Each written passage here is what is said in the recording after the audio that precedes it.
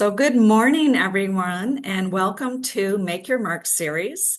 I am not Michael. I am Beth Clauser Robertson from Landmark Title. Michael is at a very important event today, so I am filling in. And so I may be make some mistakes, but just be nice because I'm just helping out here. So, we are super excited today. We have our guest speaker is Stacey Gross from Nations Lending. And she's going to be educating us on some of the upcoming market changes and helping us know how to develop our skill sets and dealing with some of the short sales that we've been seeing and more foreclosures and things like that. Stacy has many years experience in our industry and is an expert and just a Army vet, right?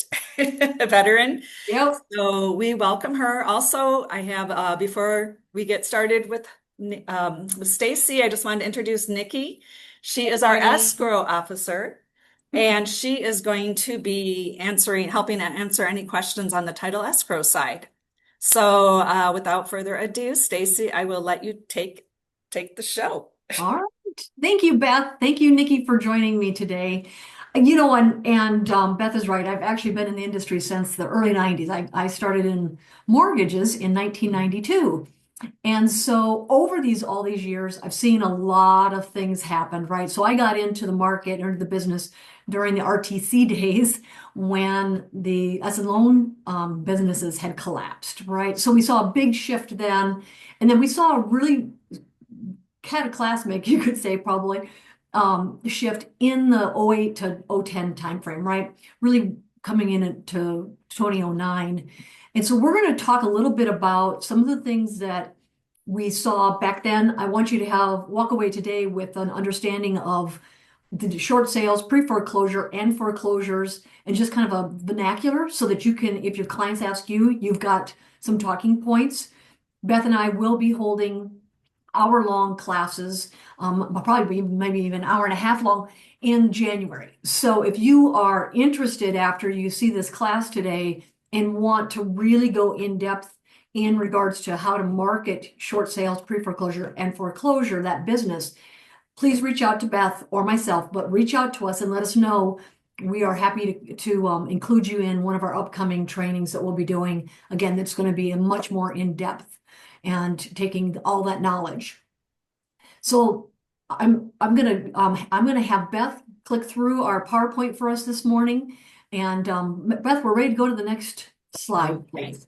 So we're going to cover a few things: the current market conditions and some things that we've been tracking and monitoring in regards to the market. We're going to talk about specifically what is a short sale versus a pre-foreclosure and a foreclosure. We'll go through that. And many of you may be newer to the industry and may not have gone through that time frame, especially the '08 through '10, where we really had firsthand experience with the majority of transactions being in one of these classifications. And then how to grow your business. So yes, right on to market conditions and our next slide. So let's talk a little bit about what are the changes in the environment and what we've seen. So I'm going to bounce around just a little bit, but the number one thing, and as a mortgage loan officer, we track and watch trends very closely because trends can sometimes be predictors of the direction interest rates are going to go. Not necessarily always tied to directly with what the Fed is going to do, but we get a pretty good idea in regards to what's happening in the market. So the first one is record high defaults on student loans. Consumer debt is at an all-time high. In the 40 years that we've been tracking consumer debt, we are at an all-time high. And then lastly, car loan defaults. Beth, would you jump to the next slide for me, and then we'll come back to this one, and we're going to talk about the other items.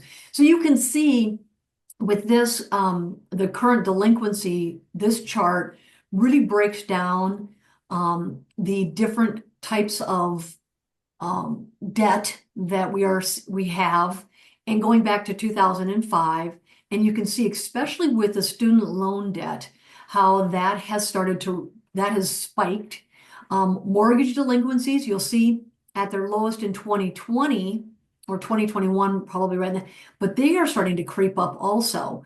Beth and I have been tracking pre-foreclosures, and a year ago, there might be 20 or 40 that come up in a report that we get on a monthly basis.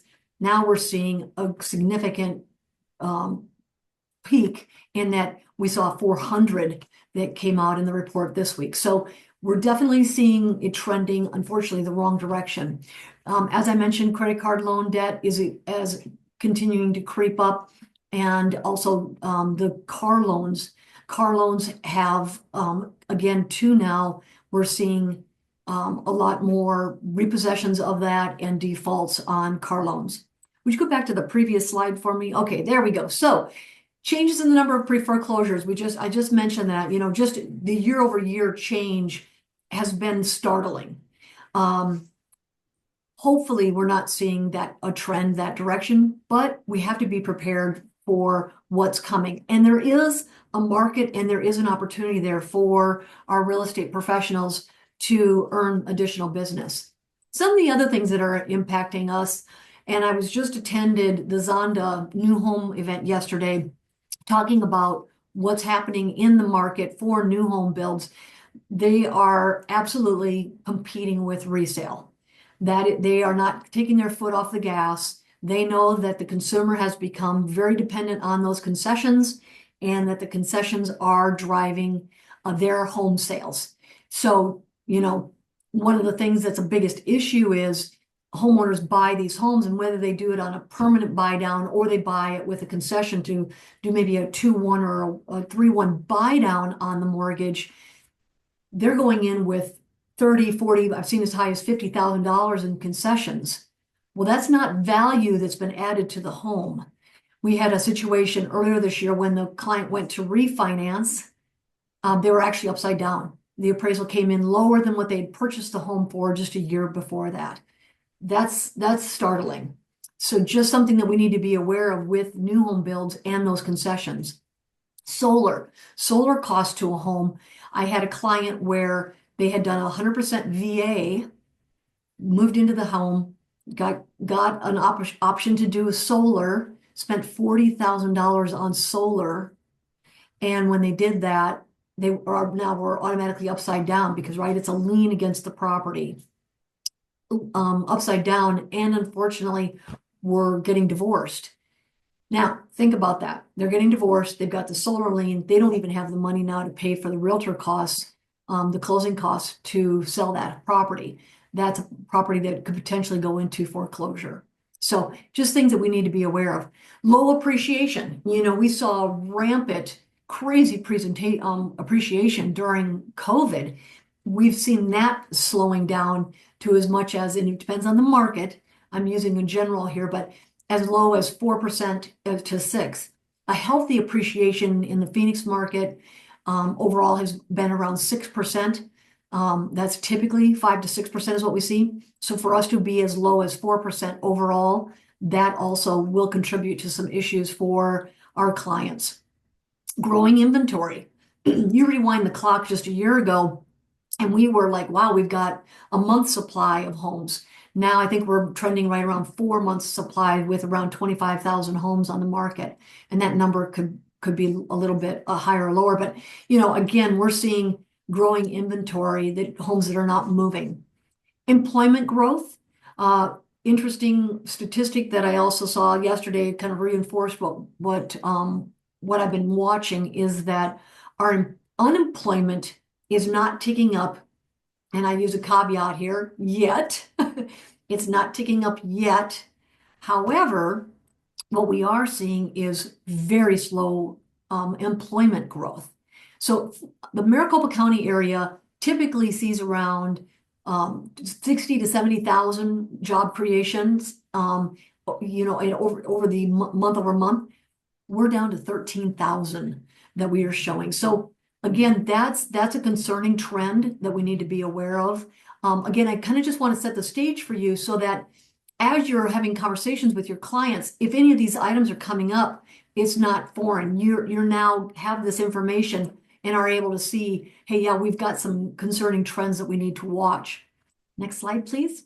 Actually, 2 down. All right, so let's talk about short sales and the definition of a short sale. So a short sale is for regarding real property when for a transaction with a seller, the homeowner sells the home for less than the home what they owe on the home. Okay, so one of the things that's important with a short sale, and if you're talking with a client that has there's potentially going to be a short sale, is to engage Nikki and Beth and your landmark team at the very beginning, because you need to find out all of the liens that are on the home. Many times people don't realize that a solar lien or a home equity line of credit is a lien that's on the home. So this is a good time to engage them and find out what kind of liens are on that property. What are they seeing? Is there mechanical liens on the property? That can be helpful. It's not a bad idea too that if they're trying to downsize or resize, make sure you're engaging the loan officer. Let's see that before they get into a situation where they can't make their mortgage payment, let's see if there's ways to help them with that, right? So just a few things that we want to think about as we're going through the short sale process and making sure that everybody has all the information. You'll also want to talk to your broker because many brokers have specific forms, and I believe AAR has a specific form for short sales. But there's a lot more in depth that we'll go into with our hour class on short sales, but something to be aware of. Nikki shared with me last week that she actually had a short sale come in. It actually closed in within a month. That's not typical. Typically, short sales can take a little bit longer. So being aware of that, having those conversations it's going to be helpful when you're talking with your clients about what their options are and if they're, again, upside down. Okay, pre-foreclosures. So as I mentioned, pre-foreclosures, the period, but this is when now my homeowner has defaulted on their mortgage and they have gotten a letter. They've gotten something from, and it's typically a certified letter that they have gotten from the mortgage company. And trust me when I tell you this, servicers, this is the servicer of the loan, is reaching out constantly, trying to contact your client. So if you ever hear anybody say, well, gosh, we didn't even know that this was happening, there were things that were put into place when Dodd-Frank, when it was enacted, that we didn't have prior to, but that servicers had to notify. So this is that 90-day window. Now the homeowner is in default, and the lender has officially notified them that they've got 90 days, right? So that pre-foreclosure, they've got 90 days that they can sell the home, resolve the issue with the servicer, something to avoid losing that home. And again, this is going to be where it's going to be really important that if you are working the pre-foreclosures, that you are finding out what kind of liens they have on the home. Are they upside down, or is there enough equity in there that they could sell? Because it's really heartbreaking when somebody goes in, loses the house only to find out that they had equity in the home. And not all servicers will give the cost of the equity back to the buyer, or the seller of that home. Arizona is a deed of trust state, which is good in a lot of ways. Deed of trust states go a lot faster. We don't have to go through a judicial process or more, or you'll also hear it referred to as a mortgage state. So we do our foreclosures go through quickly. It was actually one of the advantages for us back in 08, 9, 10 that home went into foreclosure. We could move quickly on getting that inventory sold back out of the market and sold. Next slide, please. All right, so let's talk about foreclosures and REO. You're going to hear the term REO frequently. REO stands for real estate owned. It's a really old term, folks. It was a term that was used, at least I remember it from the 80s and early 90s, we used it, but it was more that the bank owned that property. So our REO means bank owned. It's now gone through the foreclosure process.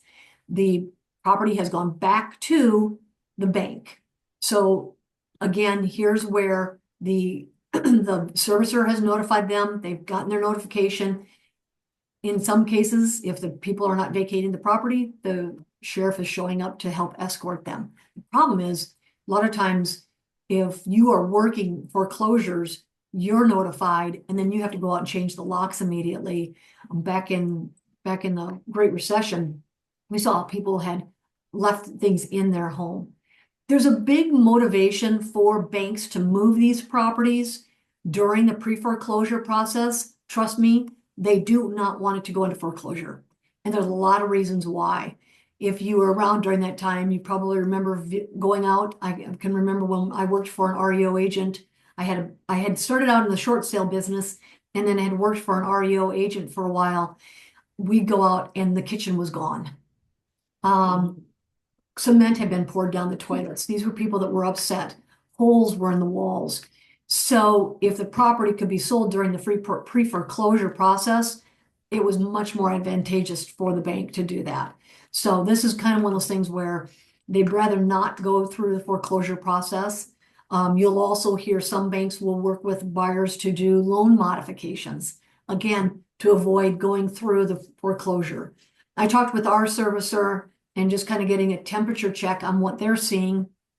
And one of the things that they had commented on, and you should be aware of, if somebody says they are working on a loan modification or going through a loan modification process and are in the loan modification, just know that there's still a high propensity that those folks will default on the property. So we just haven't, even though they're doing a loan mod, there's something going on, there's some kind of a hardship, and you could be a trusted advisor to them on what their options are. So something to keep in mind. The next slide, I want to, before we close out today, I really want to spend some time talking about fraud.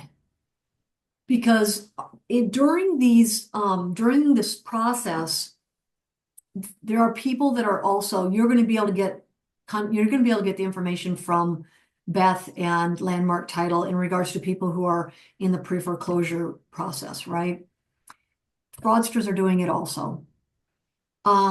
Is interesting is, yes, I remember dealing with some fraud situations during the Great Recession, 08 to 10, 11, but not like what we're seeing already now. We're already seeing now where fraudsters are so brazen, they'll show up to somebody's home and they will get those clients to transfer the property into their name and just deal with us, deal with my attorney, deal with my title company. And in many cases, the clients they're lost. They don't know what their options are. I think sometimes not sometimes, what I saw a lot of times was happening was people were just paralyzed because they just didn't know what to do. The idea of not having a home or having somewhere to go left a lot of people with what are my options, right? So when you're talking to these folks, make sure you're talking to them about frauds. Deep fakes are also a big issue where they think they're talking to somebody that's legitimate and they're not. So making sure your clients are fully aware of what they need to be cautious about and ask questions. It's not a bad idea when you're talking to them too. Make sure you're providing them your credentials and so that they know who you are and what information you can provide to them so that they have somebody that they can trust. I highly recommend that you check yourself out on social media and that if you are going to be working with these clients, make sure that your social media reflects that you are, familiar with these different, all these different situations so that you, again, kind of build that credibility with them. So I know we've got about 10 minutes left. I wanted to leave a few minutes for questions. Beth, if there's anything that we went over too quickly or that you think we need to talk about, feel free. Did you want to add anything, Nikki, about? Oh gosh. The one thing I was kind of thinking about as far as, people being notified that their homes are headed towards that pre-foreclosure, a lot of times they aren't expecting to get a letter from an attorney. And so sometimes they not necessarily ignore that, but they'll look at that and think that it's not connected to their loan. But most often that letter is going to come from the lender's legal counsel.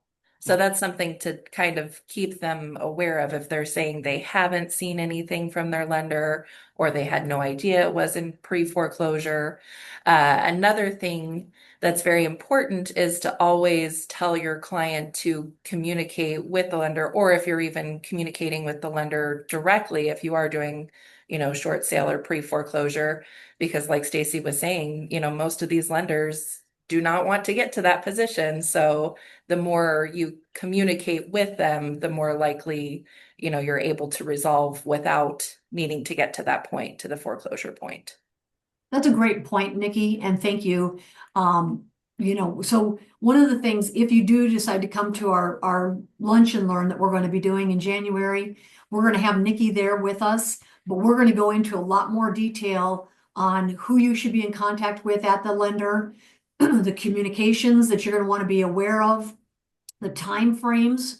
There's some really, strict time frames, some things that you want to be aware of and keep an eye on. So yes, thank you, Nikki. That's a great point. I don't know, Beth, do we have any questions in the queue at all? Not yet. If anyone does have any questions, please put them in there and, we're here to answer them and help you out. We'll be sending everybody flyers when we have the date and time set for our classes in January. We'll be doing them throughout the Valley.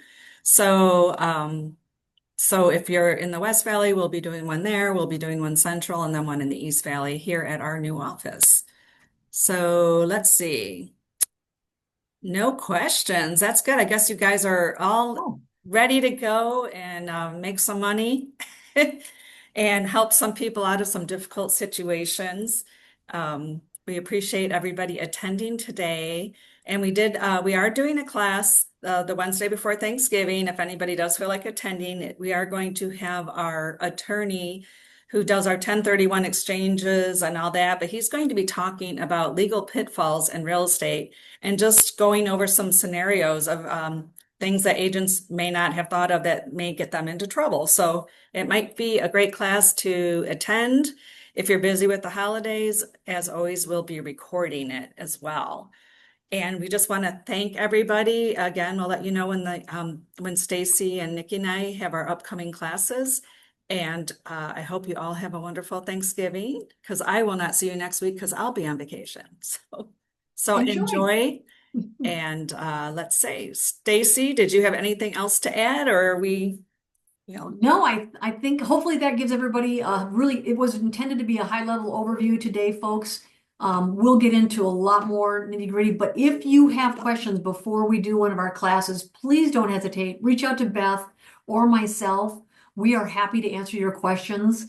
Again, we're just trying to educate people to be prepared. Let's hope that we don't have a big crash. I mean, I just don't see that happening, but I do think that this is important to be aware and that there are business opportunities out there. We are seeing this business picking up, so it's important to jump on it. Thank you so much, Stacey. We always appreciate your expertise.